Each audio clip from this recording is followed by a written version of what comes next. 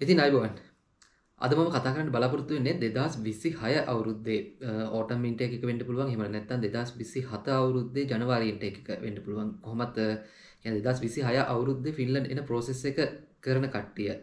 ඒ කට්ටිය මගෙන් අහපු ප්‍රශ්න කීපයක් තිබුණා. ඉතින් මම කල්පනා කරා මේ ප්‍රශ්න වලට ඔයාලට වීඩියෝ එකකින් උත්තර දෙන එක ලේසියි කියලා. මොකද ගොඩක් කට්ටිය එකම ප්‍රශ්නේ WhatsApp එකෙන් අහනවා. ඉතින් ඒකට ඒ කට්ටියට වෙන වෙනම රිප්ලයි කරනවට වඩා මේ වීඩියෝ එකකින් රිප්ලයි කරන එක හොඳ වෙයි කියලා හිතුණා.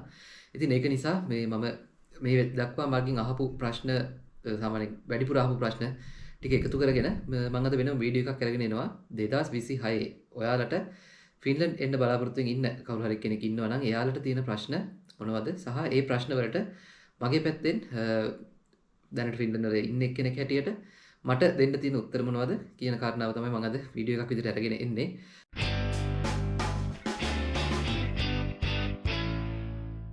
ඉතින් මම දන්න දේවල් තමයි මේ බෙදා හදාගන්නේ. ඉතින් මට ලැබිලා තියෙන අත්දැකීම් එක්ක සමහර විට මේ කියන කරුණු කාරණාවල පරස්පරතා තියෙන්න පුළුවන්. ඉතින් ඔයාලා තව පොඩ්ඩක් බලන්න මම මේ කියන කාරණාව ඇත්තද බොරුද කියන එක.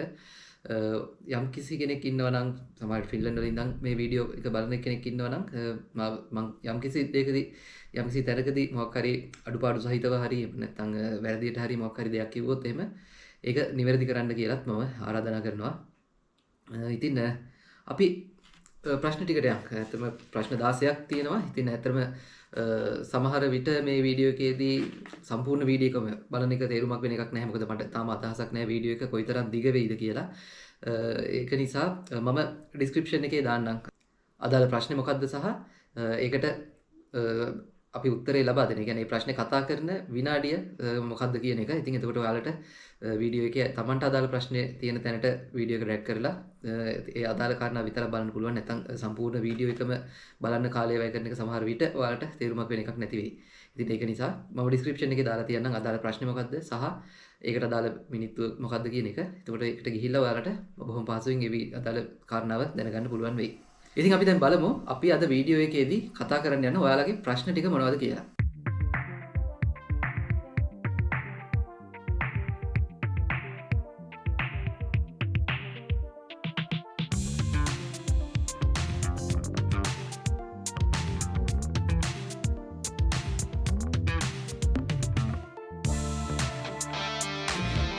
ඉතින් ගොඩක් කට්ටිය මගෙන් අහන ප්‍රධානම ප්‍රශ්නයක් තමයි අපි එන්න ඕන සිටි එක මොකක්ද කියන එක. ඉතින් ඇත්තටම මේකට හරියටම උත්තරයක් අපිට දෙන්න අමාරුයි. මොකද මෙහි ෆින්ලන්ඩ් වල සිටිස් ගත්තම අර ලංකාවේ අපි සාමාන්‍යයෙන් නගරයක් කියලා සැලකුවම සමහර නගර තියෙනවා සමහර පහසුකම් නැති ඒවා. නමුත් ෆින්ලන්ඩ් වල එහෙම නැහැ. සාමාන්‍යයෙන් නගරයක් කියලා මෙහි සැලකනවා නම් ඒ නගරයට අදාළව සාමාන්‍යයෙන් ප්‍රධාන නගරයක තියෙන පහසුකම් හැම දෙයක්ම වගේ තියෙනවා. සාපේක්ෂව ගත්තම ඇත්තම හෙල්සින්කි සහ ඒ අවට තියෙන නගර ගත්තොත් ඔයාලගේ වැඩ ටික කරගන්න පහසුවක් වෙන්න පුළුවන් අවස්ථා තියෙනවා. ඒ වුණාට අපිට අර නගර විදිහට වෙන් කරලා මෙන්න මේ නගරය තමයි හොඳම නගරය කියලා අපිට එහෙම වෙන් කරන්න අමාරුයි. ඉතින් මම සාපේක්ෂව කියන්න. ඉතින් සාපේක්ෂව ගත්තම අපිට අර එක නගරයක් හොඳයි කියලා කියන්න අමාරු වෙන්න අපහසු වෙන්න හේතු කාරණා කීපයක් තියෙනවා. ඉතින් අපි ඒක විවිධාංශ වලින් බැලුවොත් එහෙම සමහර විට ටිකක් දුරින් තියෙන නගරයක් හොඳ වෙන්නත් පුළුවන්. සමහර විට හෙල්සින්කි වගේ ගොඩක් ජනකීර්ණ ඒ කියන්නේ අගනගරය හෝ අගනගරයට කිට්ටු වෙච්ච නගරයක ඉන්න එක සමහර විට වාසියක් වෙන්න පුළුවන්. ඉතින් දැන් අපි සාපේක්ෂව ගත්තොත් එහෙම දැන් ගොඩක් වෙලාවට ඔයාලට ෆින්ලන්ඩ් වලට එනවා නම් ඔයාලා ගොඩක් වෙලාවට ස්ටුඩන්ට් කෙනෙක් විදියට එන්නේ. ඉතින් එතකොට ඔයාලා යන්නේ අනිවාර්යෙන් ස්ටුඩන්ට්ස් ලව ફોකස් කරපු සිටි එකකට. ඉතින් එතකොට ඇත්තටම ගොඩක් වෙලාවට ඒ සිටිස් වල අදාළ පහසුකම් හැම දෙයක්ම තියෙනවා. ඉතින් මමත් දැන් ඉන්නේ හෙල්සින්කි වල ඉඳන් කිලෝමීටර් 300ක් විතර උඩ පැත්තට වෙන්න උතුරට වෙන්න. ඉතින් අපි මෙහෙට කෙස්කිසුවම කියලා කියන්නේ. කියන්නේ ෆින්ලන්තේ මධ්‍යම ප්‍රදේශය. ඉතින් ඒ ප්‍රදේශයේ යුස්කොලා කියන සිටි එකේ ඉන්නේ. ඉතින් මේ වෙනකන් දැන් අපි අවුරුද්දක් විතර කාලයක් ජීවත් වෙනවා. ඉතින් මේ වෙනකන් අපිට එහෙම හෙල්සින්කි ගිහිල්ලා හරි එහෙම නැත්නම් තම්පරේ ගිහිල්ලා හරි එහෙම කරගන්න අවශ්‍ය වැඩක් අපිට මේ වෙනකන් එහෙම උනේ නැහැ. ඒ කියන්නේ හැම දෙයක්ම අපිට මේ අපි ජීවත් වෙන නගරය ඇතුළතම කරගන්න අවස්ථාව තිබුණා. ඉතින් සමහර අවස්ථා තියෙන්න පුළුවන්. අපි සමහර විට වීසා එක්ස්ටෙන්ෂන් එකකට වගේ යනවා නම් සමහර විට ඒ නගරේ ඉඳන් අපිට සර්විස් පොයින්ට් එකකට වෙන නගරයකට යන්න වෙන අවස්ථා තියෙන්න පුළුවන්. ඉතින් අපි දැන් සාපේක්ෂව ගත්තොත් එහෙම දැන් ලැප්ලන්ඩ් පැත්තට ඒ පැත්තට කිට්ටු වෙන්න හිටියොත් එහෙම ඔයාලට ඔවුලු සිටි එකට එන්න පුළුවන්. ඉතින් ඒ වගේ දැන් අපි යුඑස් කොලාවල ඉන්න කට්ටිය අපි තම්පරේ වලට යන්න ඕනේ වීසා එක්ස්ටෙන්ෂන් එකකට සර්විස් පොයින්ට් එකක් විසිට් කරන්න කියලා ආවොත් විතරක්. ඉතින් එහෙම නැත්නම් හෙල්සින්කි වලට යන්න පුළුවන්. එතකොට තව සමහර නගර තියෙනවා. ඉතින් අර වියදම් ගත්තොත් එහෙම සමහර නගරවල පොඩ්ඩක් මේක වෙනස් වෙන්න පුළුවන්. මොකද අපි උදාහරණයකට කියන්න අපි ඩ්‍රයිවිං ලයිසන් එක ගන්න මෙඩිකල් ටෙස්ට් එක කරනවා නම් සාමාන්‍යයෙන් US පුලාවල මෙඩිකල් ටෙස්ට් එකකට යුරෝ 100ක් වගේ ගන්නවා. ඉතින් තම්පරේ වල මම දන්න තරමින් මේක යුරෝ 60ක් වගේ වෙනවා. එතකොට හෙල්සින්කි වල යුරෝ 40ක් වගේ මුදලක් ලුවන්නේ. ඉතින් අන්න ඒ වගේ පොඩි පොඩි වෙනස්කම් තියෙන්න පුළුවන්. ඊට අමතරව කෙනෙක්ට හිතෙන්න පුළුවන් හෙල්සින්කි වගේ සිටි එකකට આવොත් එහෙම මට ගොඩක් ජොබ්ස් මේ ඔපචුනිටිස් තියෙනවා කියලා. ජොබ් ඔපචුනිටිස් තියෙනවා. ඒ කතාව හරි. ඒක වෙන්න පුළුවන්. ඒක ප්‍රායෝගිකව වෙන්න පුළුවන් දෙයක්. ඉතින් ජොබ් ඔපචුනිටිස් තියෙනවා වගේම තමයි අනිත් පැත්තට ඒ සඳහා තියෙන කම්පිටිෂන් එකත් වැඩි. මොකද ගොඩාක් පිරිසක් එකතු වෙලා ඉන්නේ එක්රොක් වෙලා ඉන්නේ හෙල්සින්කි ආවට. ඉතින් ගොඩාක් කට්ටිය මම දන්න තරමින් සමහර තම්පරේ ඉන්න කට්ටියත් හෙල්සින්කි වලට මේ දිනපතා වැඩට යනවා. ඉතින් අර ගොඩක් කට්ටිය හෙල්සින්කි වල තියෙන ජොබ්ස් වලටම තමයි ටාගට් කරන්නේ. ඉතින් ඒක නිසා ඇත්තටම කම්පිටිෂන් එකත් වැඩි. ජොබ් ඔපචුනිටිස් තියෙන්න පුළුවන්. නමුත් ඒ විදිහටම කම්පිටිෂන් එකත් වැඩි. ඉතින් සාපේක්ෂව ගත්තම සමහර විට අර තදබදය අඩු නගරයක අපි බලාපොරොත්තු වෙනවට වඩා අපිට රැකියාවක් හොයාගන්නවා වගේ දෙයකට අවස්ථාවක් හොයාගන්න අවස්ථාව තියෙන්නත් පුළුවන්. ඉතින් අපිට හරියටම කියන්න බෑ මෙන්න මේ සිටි එක හොඳයි මෙන්න මේ සිටි එක නරකයි. එහෙම කියන්න බෑ. සාමාන්‍යයෙන් ෆින්ලන්තයේ ගත්තම ෆැසිලිටිස් අතින් ගත්තම හැම දෙයක්ම හැම නගරයකම. මොකද මේ නගරයක් කියන එක නිර්වචනය කරනකොට ඒ අදාළ පහසුකම් ටිකක් තියෙන්න ඕනේ. ඉතින් මේ පහසුකම් ටික තියෙනවා නම් විතරයි මේ නගරයක් විදිහට පිළිගන්නේ. අපිට අර එකපාරම කියන්න බෑ මෙන්න මේ සිටි එකට ආවොත් හොඳයි මෙන්න මේ සිටි එකට ආවොත් නරකයි කියලා. සාමාන්‍යයෙන් ෆැසිලිටිස් පැත්තෙන් ගත්තොත් හැම සිටි එකක්ම වගේ එක හා සමානයි. ඉතින් ඊළඟට අහන ප්‍රශ්නයක් තමයි මේ අපි කරන්න ඕනි කෝස් එක මොකක්ද කියලා. ඒ කියන්නේ අපි ෆින්ලන්ඩ් වලට එන්න කලින් අපි තෝරගන්න ඕනි කෝස් එක මොකක්ද කියලා. අතන මේකෙදි සමහර කාරණා කිහිපයක් තියෙනවා මට ඔයාලට අනිවාර්යෙන් මතක් කරන්න ඕනි. මොකද මේ මට කීප දෙනෙක් පැත්තට මැසේජ් කරලා තියෙනවා.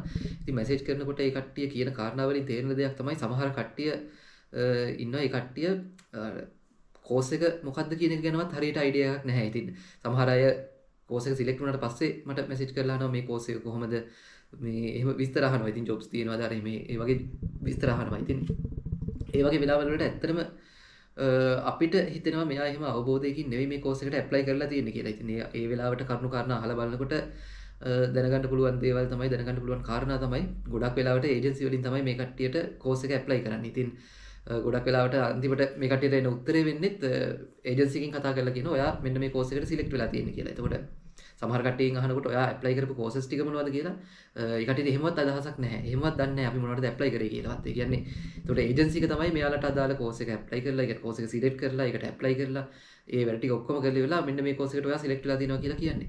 ඉතින් ඇත්තටම ඔයාලා කෝස් එක සිලෙක්ට් කරගන්නවා නම් පොඩක් අවබෝධයෙන් ඒ ගැන කටයුතු කරන්න මේ ටිකක් හොයලා බලන්න අපි මොකටද ඇප්ලයි කරන්න කියලා. මොකද ඔයාලා මොකක් හරි කෝස් එකක් කරන්න මෙහෙ එනව නෙවෙයි. ඇවිල්ලා ඉවරලා මෙහෙ සෙටල් වෙන්න පුළුවන් විදිහේ ජොබ් එකක් හොයාගන්න පුළුවන් විදිහේ කෝස් එකක් කරන්න ඕනේ අනිවාර්යෙන්ම.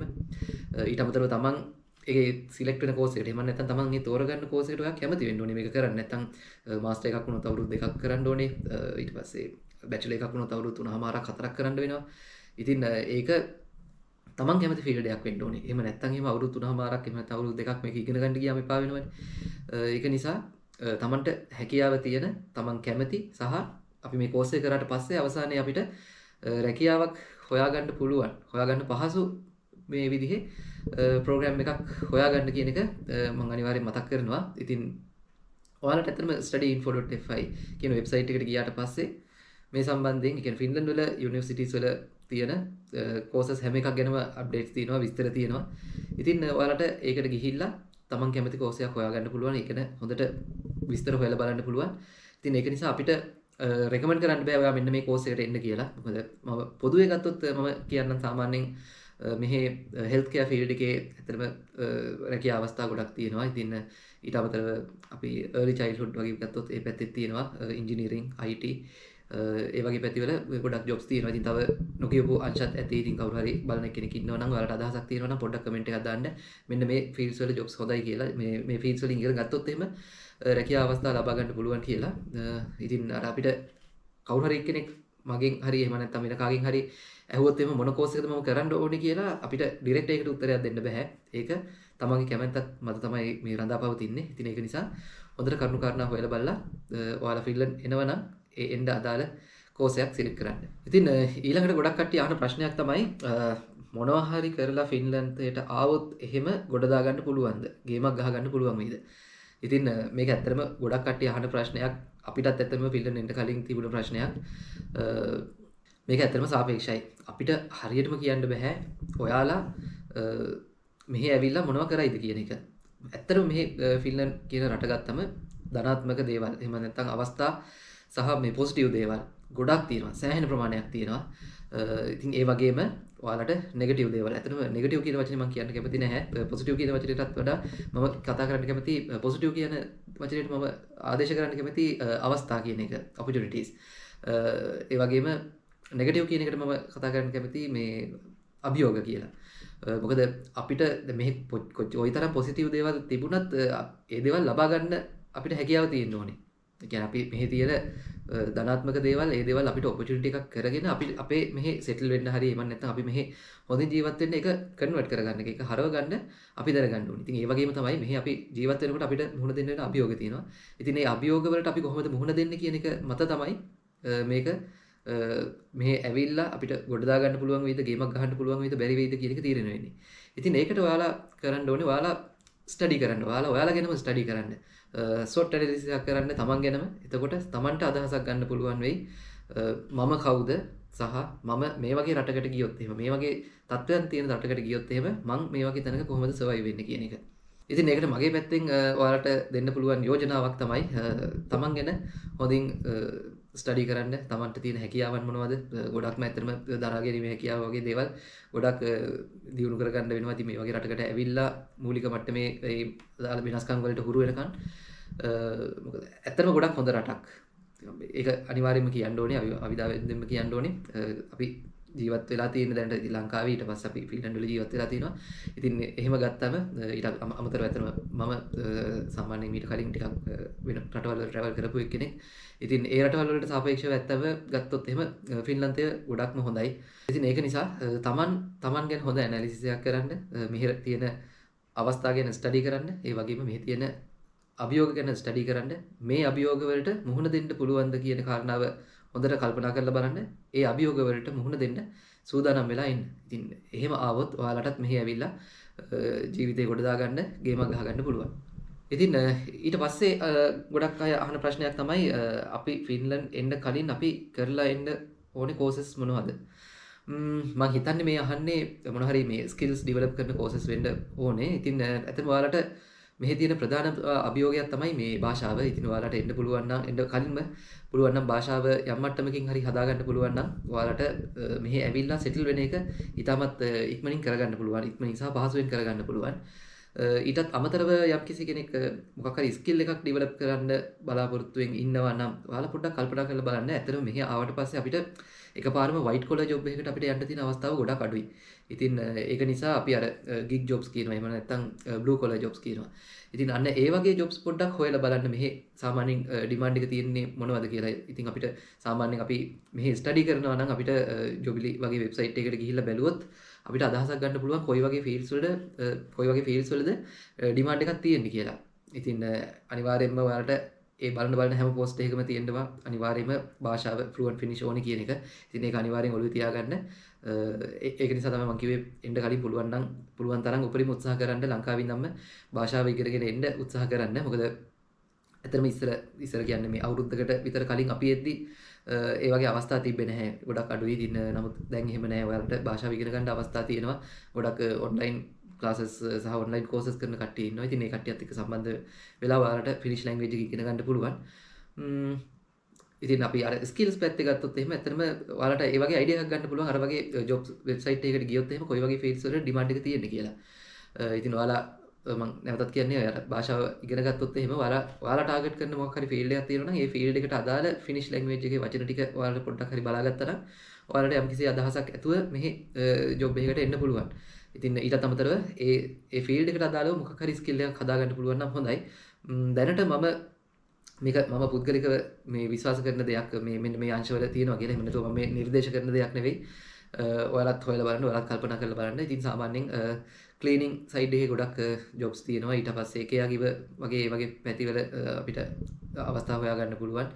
ඊටත් අමතරව රෙස්ටොරන්ට්ස් වල ඊට පස්සේ සේල්ස් පර්සන්ස් විදියට අනේ වගේ විවිධ අංශවල තියෙනවා. ඉතින් අර ඔයාලා මේක අපිට මට එකපාරම කියන්න බෑ මෙන්න මේ අංශයේ තමයි අනිවාර්යයෙන්ම ජොබ් තියෙන්නේ කියලා. අර අපි සාමාන්‍යයෙන් අපි කොහේ හරි නගරයක් අපි ලංකාවේ තියෙන නගරයක් ගැන උදාහරණයකට හිතමුකෝ. කොහේ හරි නගරයක් ගත්තොත් එහෙම එහෙ මානව සම්පත පාවිච්චි කරලා කරන්න තියෙන වැඩ තියෙනවානේ. අන්න ඒ අංශය ගැන පොඩ්ඩක් අවධානය යොමු කරන්න. දැන් අපි කවුරු හරි බිල්ඩින් එකක් හදනවා නම් අනිවාර්යයෙන්ම කන්ස්ට්‍රක්ෂන් ෆීල්ඩ් එකට මිනිස්සු ඕනේ. ගොඩක් වෙලාවට ඉතින් මෙහෙත් එහෙම තමයි. ඉතින් සාමාන්‍යයෙන් ඊට අමතරව අපි ගත්තොත් එහෙම මොකක් හරි බිල්ඩින් එකක් ගත්තොත් ඒක ක්ලීන් කරන්න ඕනේ. මොකක් හරි ෂොප් එකක් හරි මොකක් හරි ගත්තොත් ඒක ක්ලීන් කරන්න. එතකොට ක්ලීනින් අංශයට අදාළව ජොබ්ස් තියෙනවා. එතකොට ගොඩක් අපි නගරයක් ගත්තොත් එහෙම ගොඩක් රෙස්ටෝරන්ට්ස් තියෙනවා, අවන්හල් තියෙනවා. ඉතින් ඒ අවන්හල් වල වැඩ කරන්න කට්ටිය ඕනේ.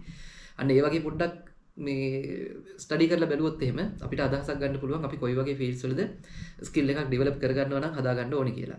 අනික විශේෂයෙන්ම මතක් කරගන්න ඕනි කාරණාව තමයි මේ ගොඩක් වෙලාවට ජොබ් එකක් කාට හරි දෙන්න කලින් බලනවා මෙයා මේ ෆීල්ඩ් එකට කොච්චර කැමතිද කියන එක. ඉතින් අපිට යම්කිසි ෆීල්ඩ් එකක පොඩි හරි එක්ස්පීරියන්ස් එකක් තියෙනවා නම් ස්කිල් එකක් තියෙනවා නම් ඒ ෆීල්ඩ් එකට අදාළව අපි ෆිනිෂ් ලැන්ග්වේජ් එකේ වචන ටික දන්නවා නම් ගොඩක් වෙලාවට මෙහි ඇවිල්ලා අපිට ජොබ් එකක් හොයාගන්න පුළුවන්. ඉතින් මේ මම මේකෙන් අදහස් කරන්නේ මෙහි ජොබ්ස් ඕනි තරම් තියෙනවා එන ඕනෙක් කෙනෙක්ට ජොබ්ස් හොයාගන්න පුළුවන් කියලා. මෙහි ඇත්තටම ජොබ්ස් ප්‍රශ්නයක් තියෙනවා. සංඛ්‍යා දත්ත අනුව ගත්තොත් එහෙම යුරෝපයේ දෙවැනියට වැඩිම අන්එම්ප්ලොයිමන්ට් රේට් එකක් තියෙන රට තමයි ෆින්ලන්තය කියන්නේ. ඉතින් ආසන්න වශයෙන් 10%ක් විතර. ඉතින් මෙහි අපි ගත්තොත් එහෙම පොපියුලේෂන් එක මම හිතන්නේ ලක්ෂ 56ක් වගේ. ඉතින් 56න් 10%ක් කියන්නේ ආසන්න වශයෙන් 5,60,000ක් ආසන්න වශයෙන් ලක්ෂ 6කට ආසන්න පිරිසකට ජොබ්ස් නැහැ. ජොබ්ස් වලට අවේලබල් කට්ටිය ගොඩක් ඉන්න රටකට තමයි ඔයාලා එන්නේ. ඉතින් ඒ වගේ ලක්ෂ 6ක් අතරින් තමන්ට රැකියාව අවස්ථාවක් ලබා ගන්න එක තමයි ඔයාලට තියෙන චැලෙන්ජ් එක. ඉතින් ඇත්තටම මේ චැලෙන්ජ් එකට මුහුණ දීලා සාර්ථකව ඒ වැඩ කටයුතු ටික කරගෙන යන කට්ටිය ඉන්නවා. ඉතින් සමහරු කියනවා ඇත්තටම 2023 ආපු කට්ටියලත් තාම ජොබ්ස් නැහැ කියලා. හැබැයි මම පුද්ගලිකව අත්දකින මේ දේවල් වල හැටියට ඉතින් ඇත්තටම අර අභියෝගයට මුහුණ දීලා ජොබ්ස් හොයාගෙන කරගෙන යන කට්ටියත් ඉන්නවා. ජොබ්ස් නැතුව ඉන්න කට්ටියත් ඉන්නවා. ඉතින් තමන් කැප වෙන විදිහ, මහන්සි වෙන විදිහ, ඒ දේවල් එක්ක තමයි තමන්ට මොකක් හරි අවස්ථාවක් ලැබෙනවා නම් අවස්ථාවක් උදා වෙන්නේ. ඉතින් ඒ වෙනුවෙන් එන්න පුළුවන් නම් ලංකාවේ ඉඳන්ම ඒ වෙනුවෙන් මහන්සි වෙන්න කැප වෙන්න කියලාත් මතක් කරනවා. ඉතින් ඊළඟට අහලා තියෙන ප්‍රශ්නයක් තමයි ෆින්ලන්ඩ් එන process එකේ ස්ටෙප්ස් ටික කියන්න. හරි. මම මේකට පොඩි නෝට් එකක් හදාගත්තා. ඉතින් ඇත්තටම දැන් ඔයාලා 2026 ෆින්ලන්ඩ් එන්න බලාපොරොත්තු වෙමින් ඉන්නවා නම් 2026 කියන්නේ මේක 2026 ජනවාරියේ එන කට්ටිය නෙවෙයි. 2026 ඇතුලේ process එක පටන් අරගෙන එක්කෝ 2026 autumn intake එක වෙන්න පුළුවන්. එහෙම නැත්නම් 2027 ජනවාරි intake එක වෙන්න පුළුවන්. මෙන්න මේ කාල සීමාවේ ඔයාලා එන්න බලාපොරොත්තු වෙමින් ඉන්නවා නම් දැන් කරන්න ඕනි දේවල් ටික මේ වෙද්දි කරන්න ඕනි දේවල් ටික පළවෙනි එක තමයි ඔයාලා මේ study info fi වෙබ්සයිට් එකට ගිහිල්ලා ඔයාලා කැමති ස්ටඩි ප්‍රෝග්‍රෑම් එකක් සිලෙක්ට් කරගන්න.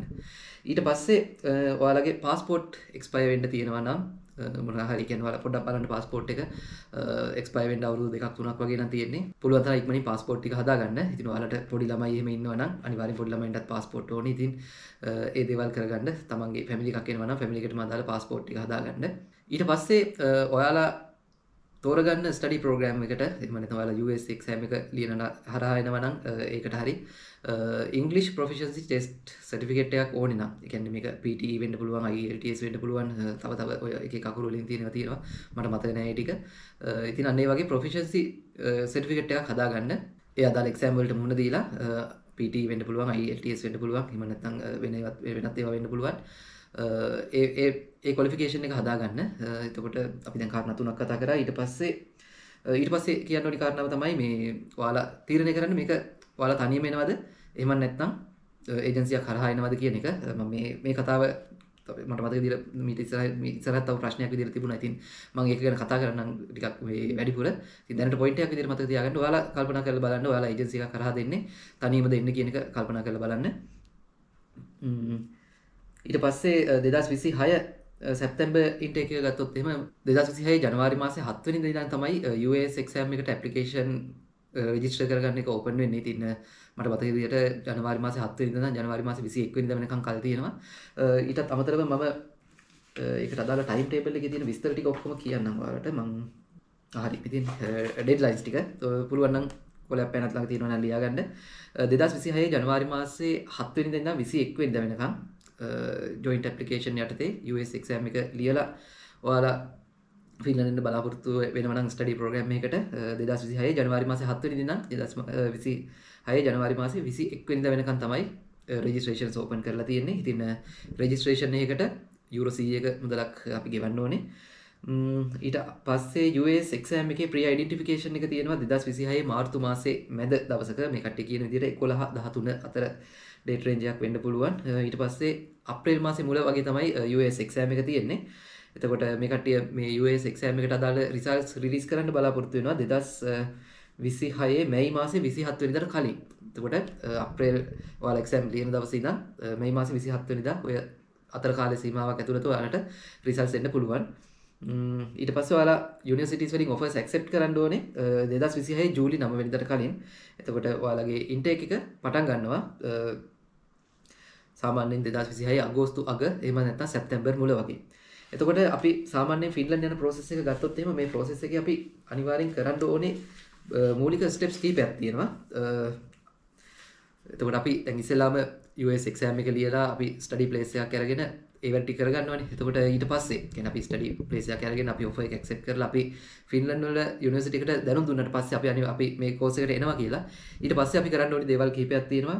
ඔයාලා VFS interview එකට ඉන්දියාව යන්න ඕනේ. ඉතින් ඉන්දියාවේ යනකොට ඉස්සර නම් තිබුණා මුළු ෆැමිලි එකටම එකපාර බුකින් එකක් දාලා යන්න පුළුවන්. ස්ලොට් එකක් බුක් කරගෙන යන්න පුළුවන්. නමුත් දැන් එහෙම බෑ. දැන් ස්ටුඩන්ට් ඉස්සෙල්ලා බුක් කරලා ස්ටුඩන්ට් වෙනම යන්න ඕනේ. ඊට පස්සේ තමයි ෆැමිලි එකට යන්න අවස්ථාව තියෙන්නේ. ඊට පස්සේ ඉතින් VFS ඉන්ටර්විව් ගියාට පස්සේ මෙහෙට ආපහු ඉතින් අපි ඩිසිෂන් එකක් එනකම් බලාගෙන ඉන්න වෙනවා. ඉතින් ඊට පස්සේ සමහර අවස්ථා තියෙනවා ෆැමිලි එකට මේකට එන්න පුළුවන් අවස්ථාවක් තියෙනවා. නමුත් එතන ගොඩක් වෙලාවට වෙන්නේ ස්ටුඩන්ට් තමයි ඉස්සෙල්ලාම අවස්ථාව හම්බ වෙන්නේ මේ ෆින්ලන්ඩ් වලට එන්න. ඉතින් ඒ අතරේ ෆැමිලි එකට ඩිසිෂන් එනවා. ඊට පස්සේ ෆැමිලි එක ෆින්ලන්ඩ් වලට එනවා. ওই ටික තමයි කරන්න තියෙන්නේ. මම මේ සරල ස්ටෙප්ස් වලින් කිව්වට ටිකක් ලොකු ප්‍රොසෙස් එකක්. ටිකක් හොයලා බලලා කරුණු කාරණා රැස් කරගෙන කරන්න ඕනි process එකක්. ඉතින් ඔය දේවල් ටික තමයි ඉතින් ඇත්තටම process එකේ steps ටික ගත්තොත් එහෙම මම කියන්න තියෙන්නේ. ඉතින් අපි ඊළඟ ප්‍රශ්නෙට යමු. තව කෙනෙක් අහලා තියෙනවා මේ එනවද නැද්ද කියලා හිතාගන්න බැරුව ඉන්නේ. මොකද කරන්න කියලා. මේකට අර මම කලින් පොයින්ට් එකෙත් කිව්ව කාරණාවක් කියන්නම්. මම හිතන්නේ මේ ප්‍රශ්නේ අර මොනවා හරි කරලා ගොඩ දාගන්න පුළුවන්ද වගේ ප්‍රශ්නයකට මම උත්තරයක් දුන්නානේ. ඒකෙදිත් මම මේ කාරණාව කතා කරා. ඉතින් මම කියන්නේ ඇත්තටම යම්කිසි පුද්ගලයෙක් යම්කිසි රටකට යනවා නම් ඒක ඇත්තටම අභියෝගයක් තමයි. ඒක ෆින්ලන්ඩ් වලට විතරක් නෙවෙයි. අපි අර ලංකාවේ ඉන්න කම්ෆර්ටබල් සෝන් එක එහෙම නැත්නම් අපි හදාගත්ත පරිසරය ඒක අත්හැරලා ඉවරලා සම්පූර්ණයෙන්ම අලුත්ම පරිසරයකට යනකොට ඒක ඇත්තටම කොහොමත් අභියෝගාත්මක දෙයක් තමයි. ඉතින් ඒකට තමන් හිත හදාගන්න ඕනේ. එතකොට මේ වගේ රටකට ඇවිල්ලා තව මුහුණ දෙන්න වෙන අභියෝග ප්‍රශ්න මේ දේවල් වලට මුහුණ දෙන්න අපි හිත හදාගන්න ඕනේ. මම ඒක තමයි කියන්නේ අර මම හැම වෙලෙම කියන්නේ තමන්ගෙන් හොඳ ඇනලිසිස් එකක් කරන්න. එතකොට ඔයාලට අදහසක් ගන්න පුළුවන් මට මේ රටට ගිහිල්ලා මේ ප්‍රශ්නයක් නැතුව සෙටල් වෙන්න පුළුවන්ද කියන එක. ඉතින් මේ ප්‍රශ්නෙට ඇත්තටම මම කලිනුත් ගොඩක් කාරණා කතා කරපු නිසා මම වැඩි දෙයක් කියන්න බලාපොරොත්තු වෙන්නේ නැහැ. එනවද නැද්ද කියලා හිතා ගන්න බැරුව ඉන්නේ මොකද කරන්නේ කියන ප්‍රශ්නට උත්තරේ විදිහට මට දෙන්න තියෙන්නේ. දැන් ඉඳන්ම එතනම තාම කල් තියෙනවා ඔයාලට. දැන් ඉඳන්ම හොඳට කල්පනා කරන්න, හොඳට විස්තර හොයලා බලන්න, තමන් ගැන ස්ටඩි කරන්න. ඊට පස්සේ අදහසක් ගන්න මට මේ වගේ රටකට ඇවිල්ලා සෙටල් වෙන්න පුළුවන්ද කියන එක. එහෙම කරලා හොඳ රිජිඩ් ඩිසිෂන් එකක් ගන්න. මොකද නැත්තම් මේ process එක පටන් ගත්තට පස්සේ අපරාධ ඔයාලගේ සල්ලි කාලය මහන්සිය ඔක්කොම වැය කරලා ඉවරලා ආපහු ටික කාලයකට ගිහිල්ලා පස්සේ ගිහිල්ලා මේක අත්හැරලා දානවා නම් ඉතින් එහෙම තේරුමකුත් නැහැ. ඉතින් ඒක නිසා දැන් ඉඳන්ම හොඳට හොයලා බලලා තීරණයක් ගන්න. ආපහු හරවන්න නැති වෙන විදිහේ තීරණයක් ගන්න. ඊට පස්සේ ඔයාලට මෙහි ආවට පස්සෙත් ප්‍රශ්නයක් නැතුව සෙටල් වෙන්න පුළුවන් කියලා මම විශ්වාස කරනවා. ඉතින් ඊළඟට අහන ප්‍රශ්නේ තමයි මේ ඔය ෆැමිලි වලින් එන කට්ටිය ගොඩක් අහන ප්‍රශ්නයක්. පොඩි ළමයි එක්ක ආවොත් එහෙම එයාලට මෙහි වැඩ ටික කරගන්න පුළුවන්ද කියලා. පුද්ගලික අත්දැකීමක් විදිහට මම කියන්නේ පොඩි ළමයින්ට අපිට වඩා ඉක්මනට මෙහි අල්ලලා යනවා. ඒක නිසා මොකද ලැන්ග්වේජ් එක ගත්තොත් එහෙම මේ කට්ටිය අපිට වඩා ඉක්මනින් ලැන්ග්වේජ් එක ඉගෙන ගන්නවා. ඊට පස්සේ මේ පරිසරයට අපිට වඩා ඉක්මනින් මේ කට්ටිය හුරු වෙනවා. ඉතින් අර අපිට ඇත්තටම ගොඩක් අභියෝග තියෙනවා. මොකද පොඩි කට්ටියට ලොකු ප්‍රෙෂර් එකක් නැහැනේ. එයාලට මේ සල්ලි හම්බ කරන්න, කන්න බොන්න හොයන්න එහෙම ප්‍රශ්න නැහැ. ඉතින් එයාලට තියෙන්නේ මෙහි ඇවිල්ලා උගන්නන දෙයක් ඉගෙනගෙන ඒ දේවල් ටික තමන්ට ධාරණය කරගන්න විතරයි. ඉතින් අපිට තමයි ඇත්තටම මේ ප්‍රශ්න තියෙන්නේ. මොකද මේ පොඩි ළමයින්ට අපි කන්න බොන්න දෙන්න ඕනේ, ජීවත් වෙන්න වියදමට හොයාගන්න ඕනේ. ඉගෙන ගන්න ආපු කෙනෙක් නම් ඉගෙන ගන්න ඕනේ, ජොබ් කරන්න ඕනේ. ඉතින් පොඩි ළමයින්ට ඒ ගැටලු නැහැ. ඒ කට්ටියට ඇත්තට මෙහි තියෙන අධ්‍යාපන ක්‍රමයක් එක්ක ගත්තම ඒ කට්ටියගේ තියෙන ක්‍රමවේදත් එක්ක ගත්තම ගොඩක්ම හොඳයි. දෙයක් බැරුව පිටිපස්සට යන ළමයි කියලා කොට්ටාසයක් මෙහෙ නැහැ. කියන්නේ අපි හිතමුකෝ මොකක් හරි පාසලක හරි එහෙම නැත්නම් ඩේ කෙයා සෙන්ටර් එක ප්‍රී ස්කූල් එකක වෙන්න පුළුවන්.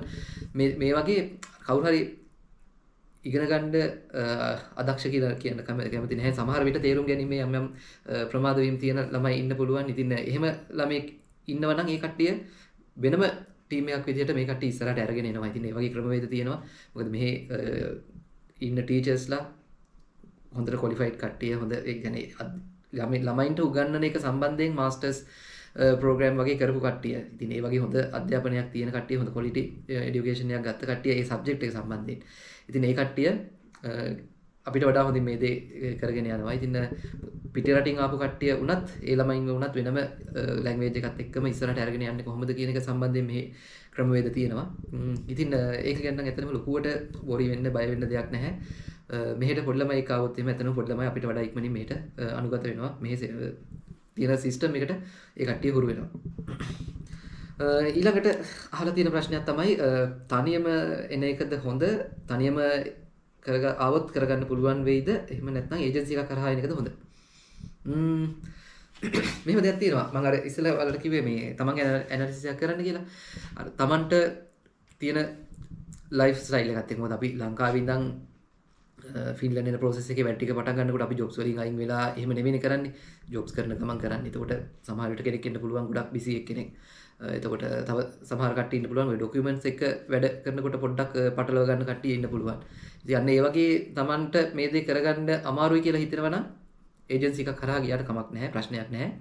හැබැයි මේ process එක ටිකක් කල්පනා කරන්න පුළුවන් නම් ටිකක් ඔළුව කල්පනා කරලා විස්තර හොයලා බලලා කරන්න පුළුවන් නම් තනියම උනත් කෙනෙක්ට කරගන්න පුළුවන් process එකක්. ඇත්තටම ඒජන්සි ගත්තම සෑහෙන ප්‍රමාණයක් තියෙනවා. මොකද මම දන්න තරමින් මේ ෆින්ලන්තයට ඇවිල්ලා ඉන්න කට්ටියත් තමන් ආපු ඒ අත්දැකීම උපයෝගී කරගෙන ඒ කට්ටියත් ඒජන්සිස් කරන අවස්ථා තියෙනවා. ඉතින් ඔයාලා තීරණය කරන්න එක මේ කාත් එක්කද යන්නේ කවුරුත් එක්කද මේ දේ කරන්න කියන එක. ඒක ඔයාලට වගකීම තියෙනවා. හොඳ වගකීමක් ඇතුව ඔයාලා හොඳට ගයිඩ් කරන්න පුළුවන් ඒජන්සි එකක් සිලෙක්ට් කරගන්න එක. ඒජන්සි සම්බන්ධව කතා කරපු නිසා මම මේ කාරණාවත් එකතු කරන්නම්. මොකද මේ මමත් ඒජන්සි එකකින් තමයි මෙහෙට ආවේ. මට තිබුණ වැඩත් එක්ක මට තිබුණ වර්ක් ෂෙඩියුල් එකත් එක්ක මට මේ වගේ දෙයකට සම්පූර්ණ ෆෝකස් එක දෙන්න අවධානය දෙන්න අමාරු වුණා. ඒක නිසා මම ඒජන්සි එකට බාර දීලා තමයි මේ වැඩ ටික කරගත්තේ. ඉතින් මේ process එකේදී සමහර අය ඉන්නවා ඒජන්සි එකට දීලා ඒ අදාළ වැඩ කටයුතු ටික කරගන්න. ඉතින් කට්ටිය මට මැසේජ් කරනකොට සහ මගෙන් සමහර ප්‍රශ්න අහනකොට මට තේරෙන කාරණාවක් තමයි මේ අර ඒජන්සි වලින් හරියටම මේ කට්ටියව ගයිඩ් කරනවද කියන එක. මොකද සමහර කට්ටිය කතා කරලා බනින අවස්ථා පවා තියෙනවා, මැසේජ් කරලා බනින අවස්ථා පවා තියෙනවා මේ ඒජන්සිස් වලට. එයාලා අපෙන් සල්ලි ගත්තා විතරයි අපිව ගයිඩ් කරන්නේ නැහැ. අපිම තමයි ඔක්කොම හොයලා බලලා කරගන්න ඕනේ කියලා.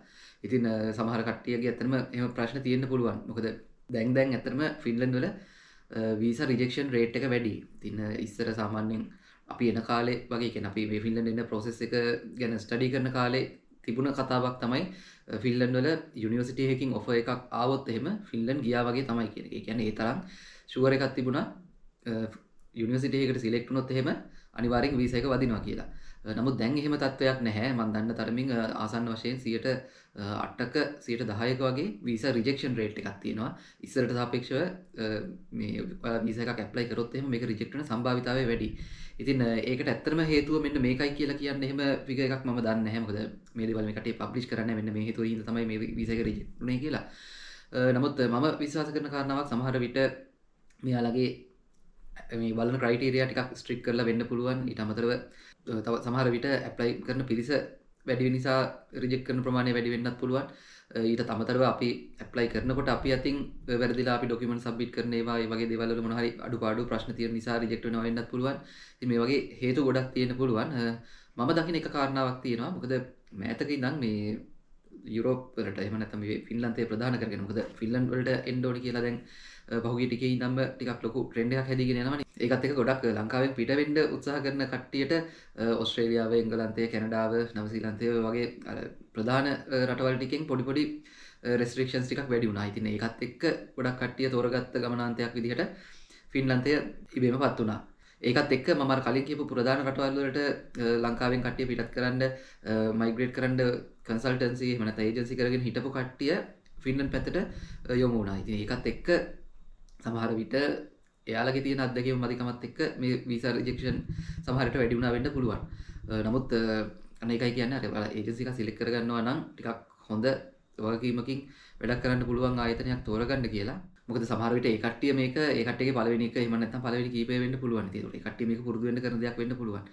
නමුත් අපි හිතමු මොකක් හරි කවුරු හරි කෙනෙක් මේක ඇප්ලයි කරලා ඉවරලා රිජෙක්ට් වුණා කියලා. එතකොට රිජෙක්ට් වෙන එක්කෙනා ඔයා නම් ඒක ඔයාගේ සම්පූර්ණ මේ හීනේ. ඉතින් ඔයාගේ මුදල් කැප කරලා කාලය වැය කරලා ඒ හැමදේම නැති වෙනවා මේ වීසා එක රිජෙක්ට් වුණොත් එහෙම. ඉතින් ඒක නිසා මොකක් හරි කන්සල්ටන්ට් කෙනෙක් තෝරගන්නවා නම් හරි ආයතනයක් තෝරගන්නවා නම් හොඳට හොයලා බලන්න. හොඳට හොයලා බලලා ඉවර වෙලා ඒ තීරණය ගන්න. නිකම්ම දැක්ක ගමන් ආවට ගියාට ඒ වගේ තීරණයක් ගන්න එපා කියලාත් මතක් කරනවා. ඒකත් එක්කම නැවත වතාවක් කියන්න ඕනේ ෆින්ලන්ඩ් එනවා නම් ඔයාලා අනිවාර්යෙන් කන්සල්ටන්ට් කෙනෙක් හරහාම එන්න ඕනේ කියලා එකක් නැහැ. ඔයාලට ඔළුව කල්පනා කරලා ඩොකියුමන්ට්ස් එක්ක වැඩ ටික හරියට කරගන්න පුළුවන් නම් ඔයාලට ඒ සම්බන්ධයෙන් කැප කරන්න වෙලාවක් තියෙනවා නම් කිසිම ප්‍රශ්නයක් නැහැ. ඔයාලට තනියම වුණත් මේ process එක කරගන්න පුළුවන්. ඔයාලට උදව් කරන්න පුළුවන්. YouTube channels තියෙනවා ගොඩක්. ඒ වගේම WhatsApp group තියෙනවා. ඒවට සම්බන්ධ වෙලා ඔයාලගේ ප්‍රශ්නයක් ඇහුවොත් එහෙම ඔයාලට උදව් කරන්න, ඔයාලට reply කරන්න ගොඩක් පිරිසක් ඉන්නවා. ඉතින් ඒක නිසා ඒකත් මතක තියාගන්න. මේක මේ මම ඒජන්සි යක් හරහා එන්න හරි එහෙම නැත්නම් ඒජන්සියක් ප්‍රොමෝට් කරන්න හරි එහෙම කියන කාරණාවක් නෙවෙයි. තනියම කරන්න පුළුවන් එක්කෙනෙක්ට ඇත්තටම තනියම කරගන්න පුළුවන් process එකක් මේක. කවුරු හරි පුද්ගලෙක් Tamanට අර මම කලින් කිව්ව අපහසුතාව හින්දා ඒජන්සි එකක් සිලෙක්ට් කරගන්නවා නම් හොයලා බලලා හොඳ කන්සල්ටන්ට් කෙනෙක් එහෙම නැත්නම් ඒජන්සි එකක් හොයාගන්න කියලා මතක් කරනවා. ඉතින් ඊළඟට අහලා තියෙන ප්‍රශ්නේ තමයි ෆින්ලන්ඩ් එනවා නම් අපිට ලැබෙන benefits මොනවද කියන එක. ඇත්තටම මේ කාරණාව මේ ගොඩක් මතභේදාත්මක කාරණාවක්. මොකද ගොඩක් කට්ටිය ඇත්තටම මෙහි අර benefits ගණ්ඩම බලාගෙන මෙහි එනවා වගේ හැඟීමකින් තමයි කතා කරන්නේ. නමුත් මේක මගේ මතය. ඉතින් මෙහි benefits ගන්නවා කියන එක ඇත්තටම ප්‍රශ්නයක් නැහැ. මොකද මෙහි අපි ඒ වෙලාව බලෙන් ගන්න නැහැ. මෙහි කට්ටියකින් හොරෙන් ගන්නවවත් එහෙම නැත්නම් අපි වැරදි ලියකියවිලි දීලා හරි එහෙම හොරට ගන්න දෙයක් නෙවෙයි. මෙහෙට එන කට්ටියට මෙහි රජයෙන් දෙන දෙයක්. ඉතින් ඒක අපි ඒක ගන්නවා. ඉතින් ඒක මම ප්‍රශ්නයක් විදිහට දකින්නේ නැහැ. මොකද මං හිතන්නේ නැහැ මෙහි ඇවිල්ලා benefits කිසිම benefit එකක් නොගෙන ජීවත් වෙච්ච හරි ජීවත් වෙන හරි කවුරුත් ඉන්නවා කියලා. ඉතින් benefits සම්බන්ධ කාරණාවෙත් මම කියන්නේ ඇත්තටම benefits වලින්ම ඒ කියන්නේ benefits මතම යැපිලා ජීවත් වෙන්න බලාගෙන මෙහෙ එන්න එපා. ඒක ඇත්තටම හොඳ මට්ටමක් නෙවෙයි. කියන්නේ කෙනෙක් ඉන්න පුළුවන් සමහර විට ලංකාවේ කියන්නේ මෙහෙ එන්න අවශ්‍ය වියදම් ටික විතරක් හොයාගන්න ලංකාවෙන් යම්කිසි මුදලක් හොයාගන්න පුළුවන්. ඉතින් ඒ ටික ඊට පස්සේ මෙහෙ එනවා. මෙහෙ benefits හම්බ වෙනවානේ. මේ benefits අපි පාවිච්චි කරලා ජීවත් වෙමු වගේ අදහසකින් ආවොත් ඇත්තටම එතන ගැටලුවක් තියෙනවා. එහෙම එන්න එපා. benefits කියන දේ මෙහි ආවට පස්සේ ඒක අපිට එලිජිබල් නම් අපිට ලැබෙයි. ඒක ලැබුණොත් ඒක ධනාත්මක දෙයක් විදිහට ගන්න පුළුවන්. නොලැබුණොත් අපිට ප්‍රශ්නයක් නැතුව අපි ෆන්ඩ්ස් පෙන්නලා ඉන්නේ. ඉතින් ඒ සල්ලි වලින් ජීවත් වෙන්න පුළුවන්. අන්න ඒ විදිහට ලැබුණොත් හොඳයි. ලැබුණොත් මම ගන්නවා. නැත්නම් එපා වගේ අදහසකින් ආව නම් හොඳයි කියන එක තමයි මගේ අදහස. ඉතින් benefits ලැබෙන දේවල් කියලා ගත්තොත් එහෙම මූලික වශයෙන්ම ඔයාලා අනිවාර්යෙන් මතක් කරගන්න ඕනේ ස්ටුඩන්ට්ට benefits මුකුත් ලැබෙන්නේ නැහැ. යම් benefits වගේක් දෙනවා කියලා එහෙම ගන්න පුළුවන් කියලා තියෙනවා. ඒත් මම දන්නේ නැහැ ඒක මේ යුරෝපයෙන් පිට කට්ටියට ලබා ගන්න අවස්ථාව තියෙනවද කියලා. සාමාන්‍යයෙන් ඔයාලා ෆැමිලි එකක් විදිහට එනවා නම් ස්පවුස්ට housing allowance එකට apply කරන්න පුළුවන්. ඉතින් ඒකට ඔයාලා ජීවත් වෙන apartment එකේ rent එකෙන් යම්කිසි කොටසක් අපිට ආපහු මේ ඒ අදාළ ආයතනයෙන් කියලා ආයතනයෙන් අපිට ලැබෙනවා. ඊට අමතරව ස්පවුස්ට ජොබ් එකක් හම්බ වෙනකන් එයාට unemployment benefit එක ලබා ගන්න පුළුවන්. ඉතින් ඔයාලට ළමයි ඉන්නවා නම් සාමාන්‍යයෙන් ඇවරේජ් එකක් විදිහට ගත්තම ළමයෙක්ට මාසෙකට යුරෝ 100ක වගේ මුදලක් මේ කට්ටිය child allowance එකක් විදිහට වෙනම දෙනවා.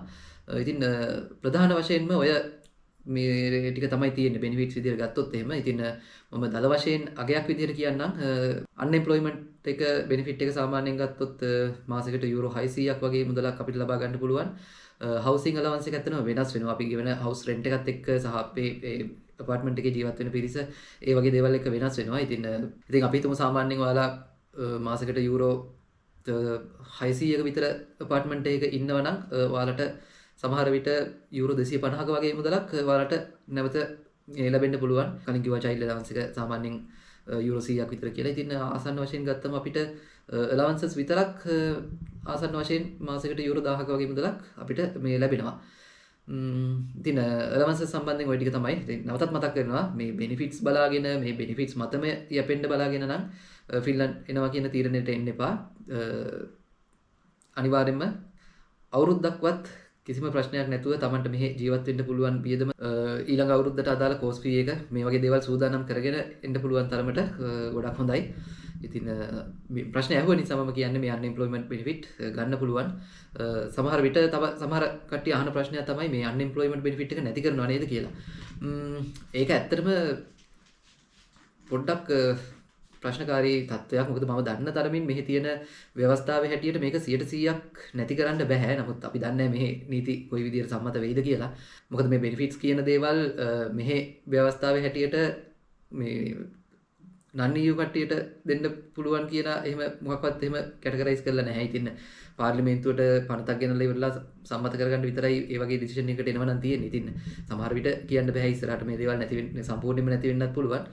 නමුත් මම දන්න තරමින් නම් මෙහි තියෙන ව්‍යවස්ථාවේ හැටියට මේ බෙනිෆිට්ස් සෝෂල් බෙනිෆිට්ස් විදිහට මේ දේවල් දෙන්න ඕනේ.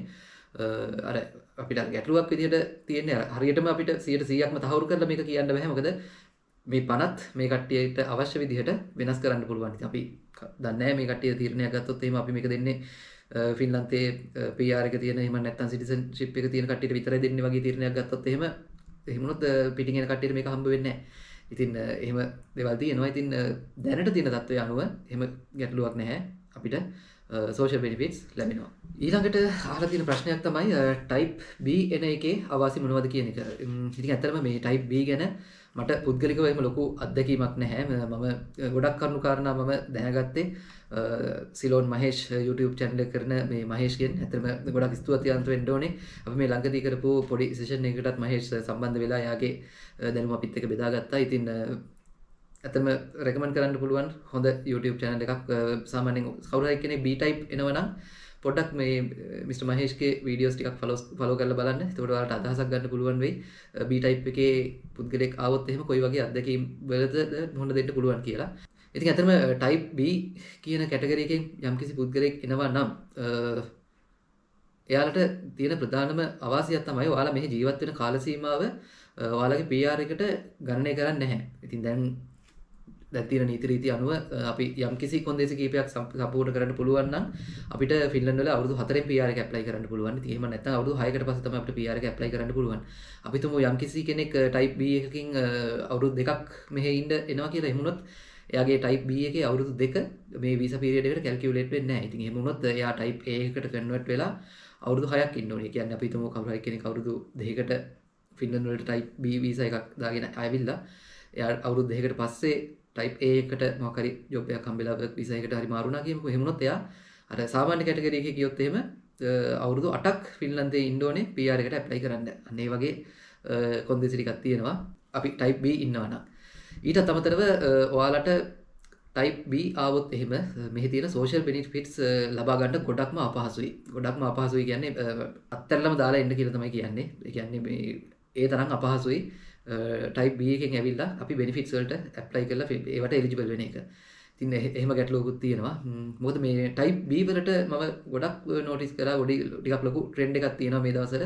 ඉතින් ඒක නිසා ගොඩක් හොයලා බලන්න. මම අර කලින් කිව්වා වගේ agency එකකින් හොයලා දෙන එකම කරන්නේ නැතුව පොඩ්ඩක් හොයලා බලන්න ඔයාලට ලැබෙන මේ visa type එක මොකක්ද කියලා. මොකද සමහර කට්ටිය මට message කරනවා. ඒ කියන්නේ ඒ කට්ටිය ෆින්ලන්ඩ් එනකන්වත් දන්නේ නැහැ එයාලට තියෙන්නේ type B visa එකක් කියලා.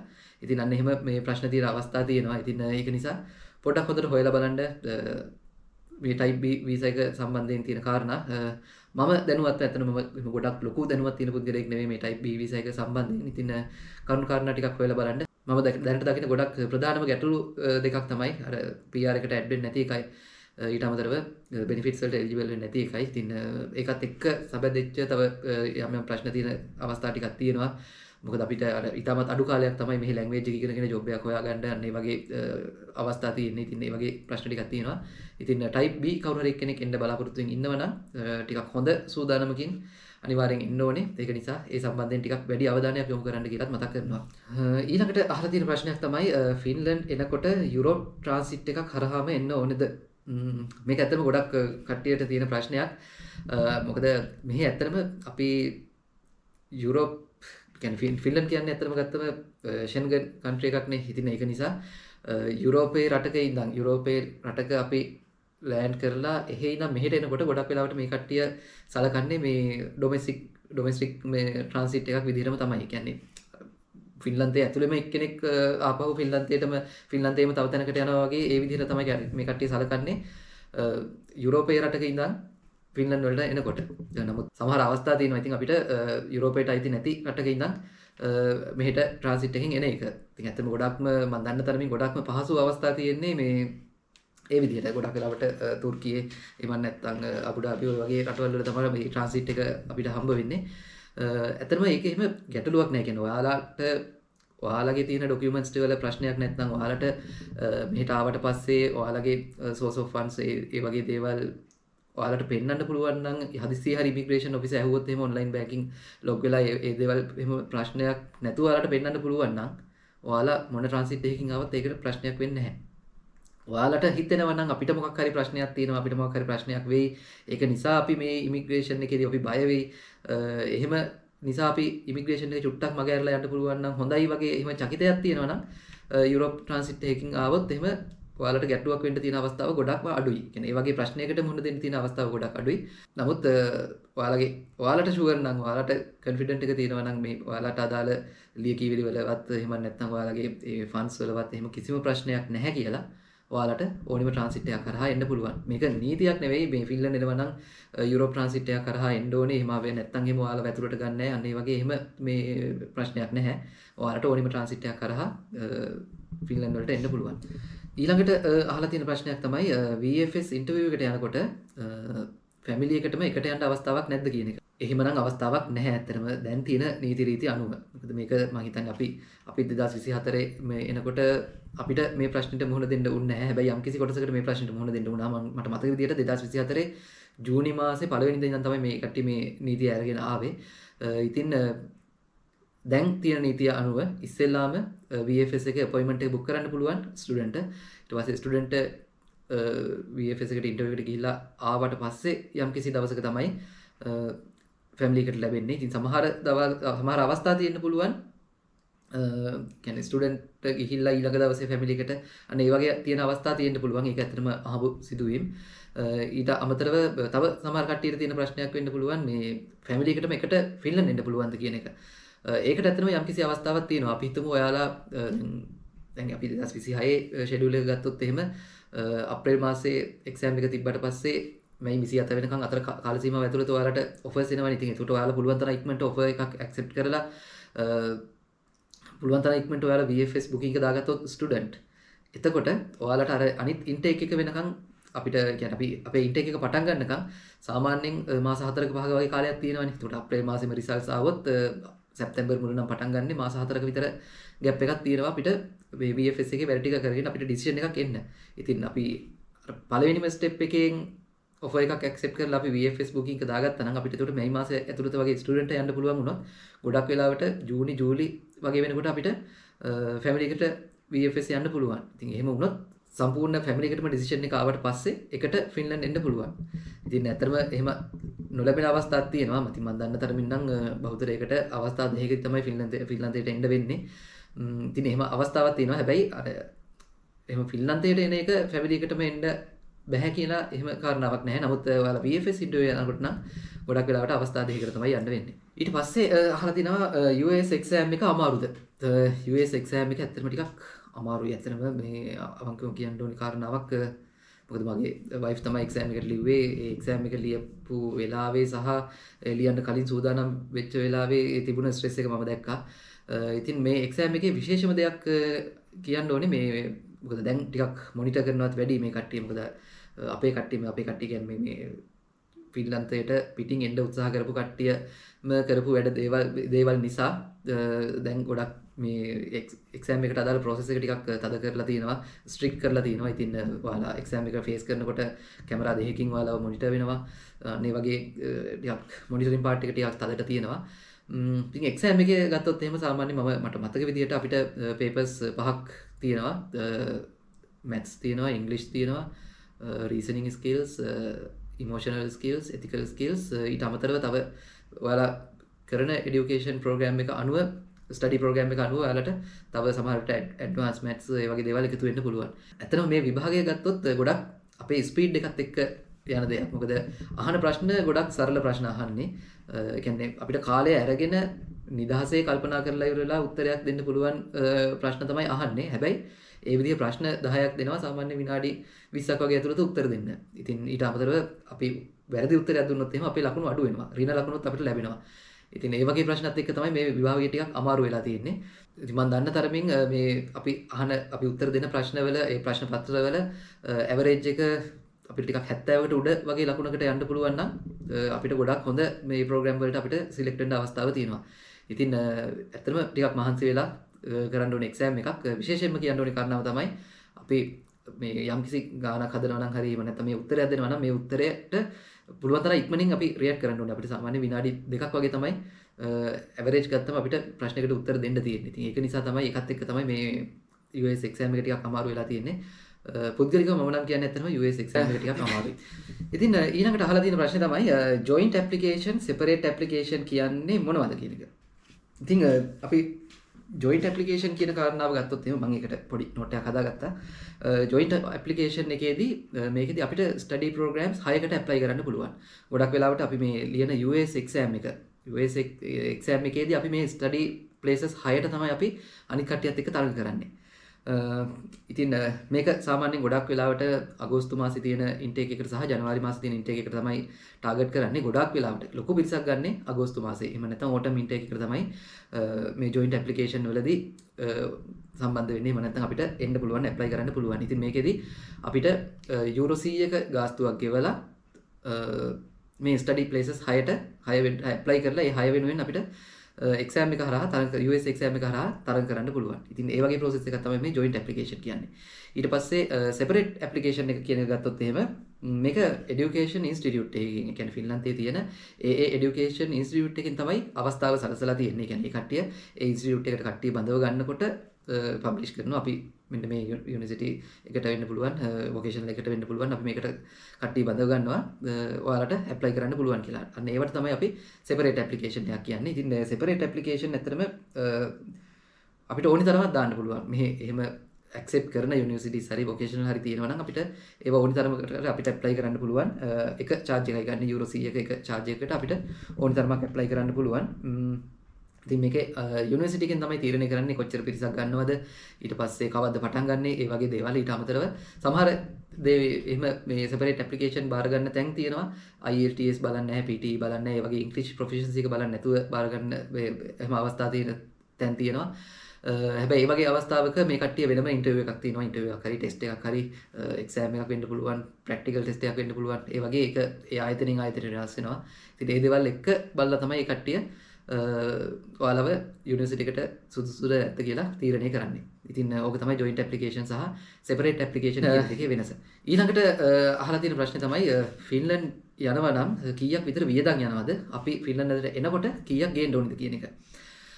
සාමාන්‍යයෙන් මම හිතන්නේ මම මීට කලින් වීඩියෝ එකක් දාලා තියෙනවා මේ 2024 අපි ෆින්ලන්ඩ් එන්න ෆැමිලි එකක් විදිහට මට කීයක් ගියාද කියලා. ඉතින් ඒ amount එක ඇත්තටම ලක්ෂ 52ක් වගේ තමයි amount එක තමයි මට ගියේ. ඒකට අදාළ බ්‍රේක්ඩවුන් එක ඒ ඔක්කොම විස්තර ටික මම ඒ වීඩියෝ එකේ දාලා තියෙනවා. ඉතින් ඇත්තටම දැන් ෆැමිලි එකක් එනවා නම් මට එහෙම ලොකුවට අදහසක් නැහැ හරියටම කීයක් යනවද කියලා. නමුත් මොකද මේ ගණන් වැඩි වුණා මේ VFS charges හරි මේ වගේ හැම දෙයක්ම වගේ දැන් ටිකක් වැඩි වෙලා තියෙන්නේ කලින් ගියපු වියදම් වලට වඩා. ඉතින් ඒකත් එක්ක යන වියදම ටිකක් වැඩි වෙලා තියෙන්නේ කලින් අවුරුදු වලට සාපේක්ෂව. නමුත් මම හිතන amount එක මම නිකන් දල වශයෙන් කියන්නම්. අපි හිතමු 4 දෙනෙක් ඉන්න ෆැමිලි එක මේ වියදම ගත්තොත් එහෙම මේ ෆින්ලන්ඩ් එන්න විතරක් යන වියදම. ඒ කියන්නේ පළවෙනි අවුරුද්දට අදාළ යුනිවර්සිටි ෆී එක ගෙවලා VFS ඒ charges ගෙවාගෙන ඉන්දියාවට ගිහිල්ලා ෆ්ලයිට් ටිකට් බුක් කරගෙන ඒ වැඩ ටික කරගෙන ඊට පස්සේ ඒ අදාළ ડોකියුමන්ට් ෆීස් ඒ ටික ඔක්කොම ගෙවලා ඊට පස්සේ ආපහු ලංකාවේ ඉඳන් ෆින්ලන්ඩ් එන්න ෆ්ලයිට් බුක් කරගෙන ඒ අදාළ වියදම් ඔක්කොම ටික ගත්තොත් එහෙම මං හිතන්නේ ලක්ෂ 4 දෙනෙක් ඉන්න ෆැමිලි එකකට ගත්තොත් එහෙම ලක්ෂ 65ක් 70ක් වගේ මුදලක් යයි කියලා මම නිකන් දල වශයෙන් අනුමාන කරනවා. කපල් එකකට ගත්තොත් එහෙම කියන්නේ දෙන්නෙක් විතරක් එනවා නම් මං හිතනවා ලක්ෂ 50කින් වගේ මේ වැඩ ටික කරගන්න පුළුවන් වෙයි කියලා. මෙතන 4 දෙනෙක් ඉන්න ෆැමිලි එකක් කිව්වත් අර දැන් අපිට ගත්තොත් එහෙම ඇත්තටම අපි මෙහෙට එනකොට අපේ පොඩි බබාගේ එයා ටිකට් එක ෆ්‍රී. මොකද එයාට අවුරුදු 2කට වඩා අඩු නිසා එයාට වෙනම charge එකක් ගත්තේ නැහැ. බොහොම පොඩි මුදලක් තමයි මේ charge කරලා තිබුණේ. මම හිතන්නේ රුපියල් 20000ක් හරි 30000ක් හරි වගේ මුදලක් charge කරලා තිබුණේ. නමුත් අවුරුදු 2කට වඩා වැඩි කෙනෙක් ඉන්නවා නම් එයාට සම්පූර්ණ සීට් එකකටම අදාළ මේ සීට් එකක් බුක් කරලා ඒ අදාළ charge එක ගන්නවා. ඉතින් ඒ වගේ අවස්ථා තියෙනවා. ඉතින් තමන් ඉන්න සිටුේෂන් එකත් එක්ක තීරණය කරගන්න. ඉතින් මං දල වශයෙන් හිතන amount එක තමයි සාමාන්‍යයෙන් කපල් එකකට යනවා නම් ලක්ෂ 50කින් වගේ යන්න පුළුවන් වෙයි. තුන් දෙනෙක් වගේ ඉන්න ෆැමිලි එකක් නම් ලක්ෂ 55ක් 60ක් වගේ මුදලක් පුළුවන් වෙයි. ඊට අමතරව 4 දෙනෙක් ඉන්නවා නම් මම කියන්නේ ටිකක් ලොකු ළමයි ඉන්න ෆැමිලි එකක් නම් සාමාන්‍යයෙන් ලක්ෂ 65ක් 70ක් වගේ මුදලක් යයි. ඉතින් කෝකටත් කියලා ලක්ෂ 70ක් වගේ මුදලක් ඒ වෙනුවෙන් වෙන් කරගන්න පුළුවන් නම් හොඳයි. ඉතින් මම කියන්නේ මේ ෂෝ මනි amount එක නැතුව නැත්නම් ෂෝ මනි කියන මේ වචනේ වැරදි. living expenses අපි මෙහෙට එන්න කලින් අපි අවුරුද්දකට ජීවත් වෙන්න අපේ living expenses තියෙනවා කියලා අපි පෙන්නන්න ඕනේ. ඉතින් ඒ amount එක නැතුව තමයි මම මේ කිව්වේ. මෙහෙට එන්න යන වියදම විතරක්. ඉතින් එතනම සාමාන්‍යයෙන් මම දන්න තමයි මිලියන 11ක වගේ මුදලක් අපි පෙන්වන්න ඕනේ. දැන්ට තියෙන ගණන් අනුව මේක ඉතින් එක්ස්චේන්ජ් රේට් එකත් එක්ක වෙනස් වෙන්න පුළුවන්. නමුත් මම දැනට දන්න විදිහට දැනට තියෙන විදිහට මිලියන 11ක් 12ක් වගේ මුදලක් අපි පළවෙනි අවුරුද්දේ living expenses එක විදිහට අපි ඒක පෙන්වන්න ඕනේ. ඉතින් අපි මෙහෙට එන්න සම්පූර්ණ යන වියදම ගත්තොත් මේ වගේ මුදලක් යනවා. ඉතින් විශේෂයෙන් මතක් කරන්න ඕනේ මේ මුදලෙන් වැඩිපුරම මුදලක් යන්නේ යුනිවර්සිටි එකේ පළවෙනි අවුරුද්දේ ෆී එක ගෙවන්න. මම ගණන් හදපු විදිහට ආසන්න වශයෙන් 40ක් 50ක් වගේ වෙනවා යන්නේ යුනිවර්සිටි ෆී එකට. සමා වෙන්න ඕනේ මට මෙතනදී තව පොඩි කාරණාවක් කියන්න අමතක වුණා. අපි ෆින්ලන්ඩ් වලට එන වියදම ගැන සලකනකොට මම කියවනේ මේ 50ක් විතර යන්නේ මේ අපේ කෝස් ෆී එක කියලා. ඇත්තටම අපිට මට ලක්ෂ 52ක් ගියේ ඒ වගේම මම කැල්කියුලේෂන් කරපු විදිහට 50ක් වගේ ගියේ මට ඩිස්කවුන්ට් එකක් හම්බුන නිසා. මොකද මට මතක විදිහට අපේ කෝස් ෆී එක යුරෝ 9000ක් 9000න් අපිට 140ක ඩිස්කවුන්ට් එකක් හම්බුණා. ඉතින් ඒකත් එක්ක තමයි මට ඒ ගියපු වියදම අඩු වුනේ. ඉතින් දැන් සමහර අවස්ථා තියෙන්න පුළුවන් ඔයාලට යුනිවර්සිටි ෆී එකට ඩිස්කවුන්ට්ස් නොලැබෙන. ඉතින් එහෙම වුණොත් මම මේ කියපු ගණන් ටිකක් වැඩි වෙන්න පුළුවන්. නමුත් මම දන්න තරමින් සාමාන්‍යයෙන් අර මම කලින් කිව්ව ගණන් තමයි මේ වෙනකොට යන්නේ. කවුරු හරි කෙනෙක් ඉන්නවා නම් සමහරට 2025 ආපු කෙනෙක් හරි එහෙම නැත්නම් මේ process එක ගැන වියදම් ගැන පොඩ්ඩක් තවත් හොයපු කෙනෙක් ඉන්නවා නම් පොඩ්ඩක් කමෙන්ට් එකක් දාන්න සාමාන්‍යයෙන් කීයක් වගේ වියදමක් යනවද කියලා.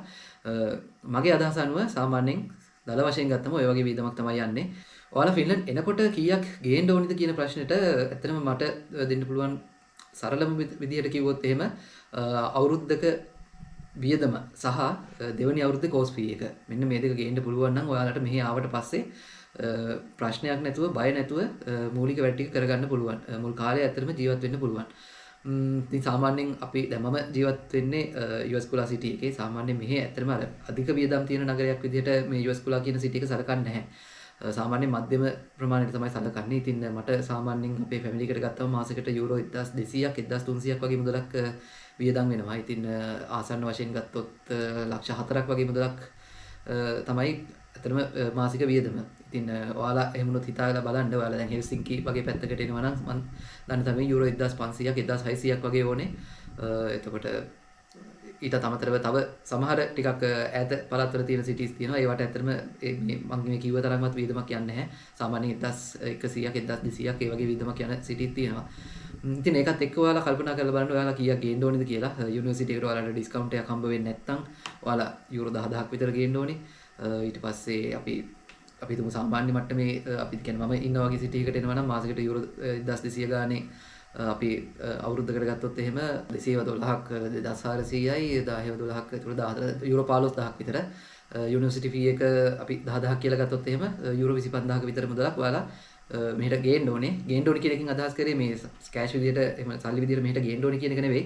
අඩුම ගානේ ඒ වගේ මුදලක් ඔයාලා ලංකාවේ හරි සූදානම් කරලා තියෙන්න ඕනේ තමන්ගේ අවුරුද්දක් ඇතුළත වියදම් වලට.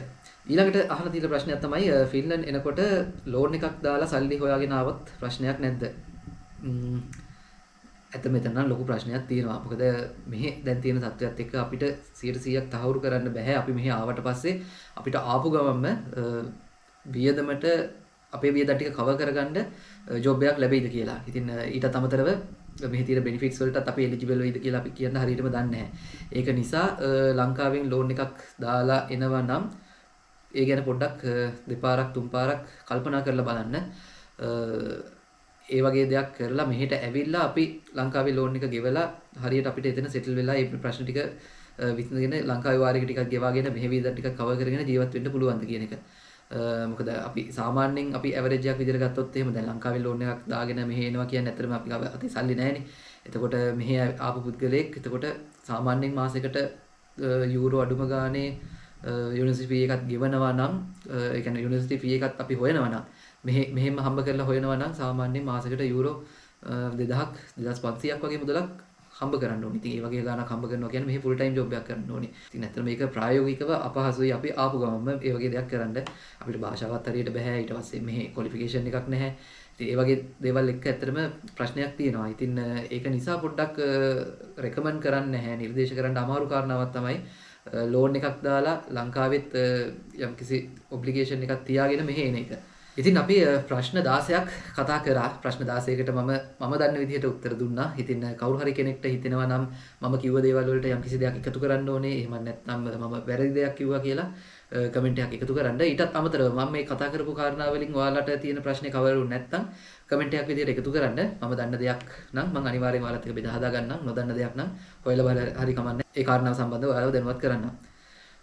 ඉතින් අද වීඩියෝ එක ඇත්තටම සම්පූර්ණයෙන්ම ඒ කාරණාවට තමයි වෙන්නුනේ. මම හිතනවා 2026 අවුරුද්දේ ෆින්ලන්ඩ් එන process එක කරන්න බලාපොරොත්තු ඉන්න ඔයාලට යම්කිසි අදහසක් එන්න ඇති කියලා මම මේ අද ගෙනාපු වීඩියෝ එකෙන් ඉතින් ඉස්සරහටත් මම යම් අප්ඩේට්ස් අරගෙන එන්නම්. ඉතින් ඔයාලට අදහසක් ගන්න පුළුවන්. ඉතින් ඔයාලට ඒ දැනුමත් එකතු කරගන්න පුළුවන් වෙයි කියලා මම විශ්වාස කරනවා. ඉතින් channel එකත් subscribe කරලා තියාගන්න. මේ වගේ ඔයාලට වැදගත් කියලා හිතන කරුණු කාරණා අපි දිගටම ෂෙයා කරගමු. ඉතින් 2026 ෆින්ලන්ඩ් එන්න බලාපොරොත්තු ඉන්න කට්ටිය වෙනුවෙන් මම වෙනම WhatsApp group එකක් හදලා තියෙනවා. ඇත්තටම ෆින්සිලෝන් කියලා මගේ වෙනම WhatsApp group එකක් එනවා. ඒකේ ඉන්න පිරිස දැන් වැඩි. යන්න පුළුවන් උපරිම සීමාවට ගිහින් තියෙන්නේ. ඉතින් ඒක නිසා තමයි මම 2026 කියලා වෙනම group එකක් හැදුවේ. ඉතින් මොකද එතකොට ඒ group එකේ ඉන්නේ අර එකම විදිය ප්‍රශ්න ටිකක් තියෙන මේ සමූහයක්. ඉතින් ඒක නිසා එතකොට ඒ කට්ටියට ප්‍රශ්න වලට අපිට උත්තර දෙන්න ලේසි. ඊට අමතරව අපි දෙන උත්තර වලින් ලොකු පිරිසක් බෙනිෆිට් එකක් ගන්නවා. ඉතින් ඒක නිසා තමයි මම මේ වගේ WhatsApp group එකක් හැදුවේ. ඉතින් මේ WhatsApp group එකේ link එක මම description එකේ දාන්නම්. එතකොට ඔයාලට සම්බන්ධ වෙන්න පුළුවන්. ඉතින් ඒ අතරේ ඔයාලට මොනවා හරි ප්‍රශ්නයක් තියෙනවා නම් කමෙන්ට් එකක් දාන්න. එහෙම නැත්නම් මගේ WhatsApp number එක තියෙනවා. ඔයාලට මැසේජ් එකක් දාන්න පුළුවන්. ගොඩක් වෙලාවට මම දවස් ඇතුළත වගේ උත්තර දෙනවා.